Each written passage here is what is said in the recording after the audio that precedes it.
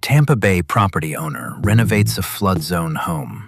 New kitchen, new bathrooms, updated electrical. The contractor pulls the permits. The building department reviews the cumulative cost. It exceeds 50% of the structure's pre-improvement market value. The owner now owes a complete flood compliance upgrade: foundation, finish floor elevation, mechanical systems, on a building they were only trying to renovate. Florida Building Code Section 104 and the City of Tampa's Local Flood Ordinance, Chapter 5.121, define how this happens, and understanding the trigger before work begins is the only way to avoid it. The 50% rule is the substantial improvement standard.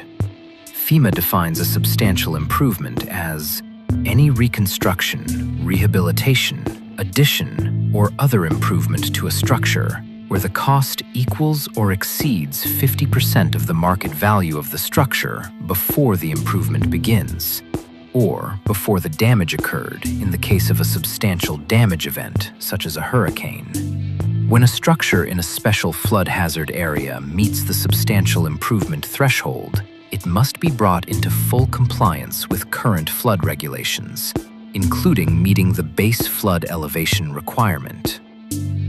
Base flood elevation, BFE, is the elevation to which floodwater is expected to rise during the base flood, which is defined as the 1% annual chance flood event.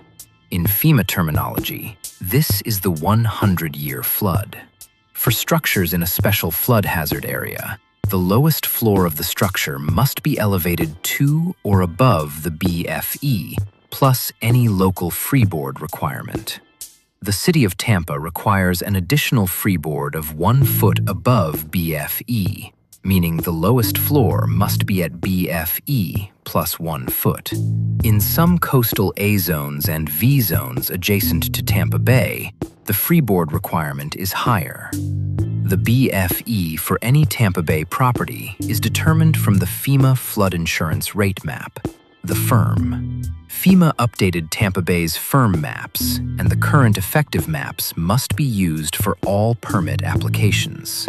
The flood zone designation, Zone AE, Zone VE, Zone X, and the BFE are read directly from the FIRM or the associated flood insurance study.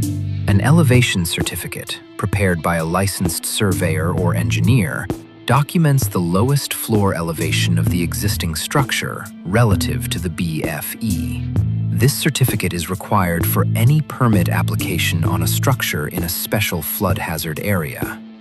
Substantial damage is the other trigger. A structure that sustains damage from a hurricane, flood, fire, or any other cause, where the cost to restore the structure to its pre-damage condition equals or exceeds 50% of the structure's pre-damage market value, has been substantially damaged. Substantial damage triggers the same compliance requirement as substantial improvement. The entire structure must be brought into compliance with current flood regulations before repair work is permitted. In Tampa Bay, where storm surge from a direct hurricane strike can damage entire neighborhoods simultaneously, substantial damage determinations are made by the local floodplain administrator immediately after an event, before homeowners begin contacting contractors. Market value for the 50% calculation is the pre-improvement market value of the structure only, not the land. Land value is excluded because it does not flood. The building official uses the Hillsborough County property appraiser's assessed value as a starting point, but may require an independent appraisal if the assessed value is disputed or significantly different from market value. The cost of the improvement or repair includes all construction costs, labor, materials, contractor overhead, and profit. It does not include the cost of plans, permits, or surveys. Cumulative substantial improvement is the provision most owners don't see coming. Many jurisdictions, including Tampa, track improvements cumulatively over a rolling period, typically 5 to 10 years. Multiple renovation projects, each individually below 50%, can combine to cross the threshold. A kitchen remodel at 25%, followed by a bathroom remodel at 28% within the tracking period, equals 53%. Substantial improvement. The records are in the permit database. Structures that cannot be elevated to meet BFE because of historic designation, physical constraints, or cost have a limited alternative. Floodproofing.